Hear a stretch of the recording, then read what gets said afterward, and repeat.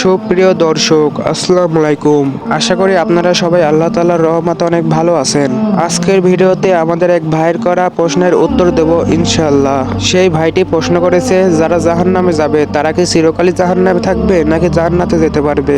আলহামদুলিল্লাহ, খুব সুন্দর একটি প্রশ্ন করেছে এই ভাইটি। ভিডিওটিতে এ নিয়ে বিস্তারিত আলোচনা করার চেষ্টা করছি।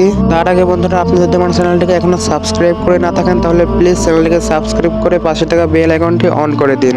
এবার টপিকে আসা যাক। আল্লাহ তাআলা বলেছেন, নিঃসন্দেহে আমি তাকে ক্ষমা করি না যে আমার সাথে শিরিক করেছে। তিনি ক্ষমা করেন এর নিম্নতম পাপ যার জন্য তিনি ইচ্ছা করেন। এর মানে হলো, কেউ যদি জেনে শুনেও যদি পাপ কাজ করে তাহলে আল্লাহর কাছে ক্ষমা চাইলে আল্লাহ তাকে মাফ করে দেবে। কিন্তু এর সাথে আল্লাহ তাআলাকে যে অস্বীকার করে তাকে কোনোদিন ক্ষমা না করার ইরশাদ করেছেন। আর আল্লাহ তাআলাকে অস্বীকার সাধারণত ভিন্ন ধর্মের লোকেরাই করে থাকে। যারা আল্লাহ তাআলাকে বিশ্বাস না করে মূর্তি পূজা করবে তাদেরকে কোনোদিনই আল্লাহ ক্ষমা করবেন না। তাদেরকে সারা জীবন জাহান্নামের আগুনে পুড়তে হবে।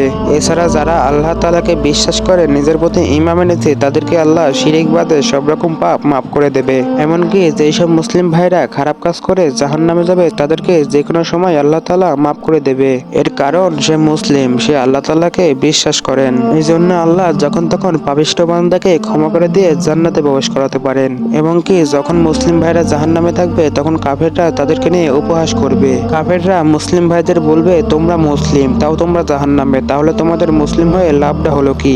এইভাবে তাদেরকে ছোট করবে কাফেররা। এইভাবে কাফেরদের কাছে মুসলিম ভাইদের ছোট হতে দেখে আল্লাহ তাআলা আফসোস করবেন আর ভাববে, এরা যতই খারাপ কাজ করুক এরা মুসলিম, আমাকে বিশ্বাস করতো। এর কারণে মুসলিম ভাইদের আল্লাহ তাআলা সব পাপ মাফ করে দেবেন আর জাহান্নাম থেকে জান্নাতে নিয়ে যাবেন। আর তখন কাফেররা খুব আফসোস করবে আর ভাববে, আমরা যদি মুসলিম হতাম তাহলে আমরাও এখন জান্নাতে যেতে পারতাম। আর এর মাধ্যমে বোঝা যায় আল্লাহ তাআলা কতটা দয়াবান, তার মনের মধ্যে দয়ার সাগর ভেসে চলেছে। কিন্তু আল্লাহ যতটা দয়াবান ততটাই কিন্তু ভয়ঙ্কর। সবাই আল্লাহকে ভয় করো। ভাই ও বোনেরা, এখনো সময় আছে, ইসলামের পথে চলো। আশা করি আল্লাহ তাআলা তোমাদেরকে নিরাশ করবেন না। আর বন্ধুরা, প্লিজ তোমরাও আমাকে নিরাশ করো না। ভিডিওটি ভালো লাগলে অবশ্যই একটি লাইক দিয়ে দেবে। আর চ্যানেলে নতুন হয়ে থাকলে প্লিজ চ্যানেলটাকে সাবস্ক্রাইব করে পাশে থাকা বেল আইকনটি অন করে দেবে। তো সবাই পরের ভিডিও পর্যন্ত আশা করি সুস্থ থাকবেন, ভালো থাকবেন। ধন্যবাদ।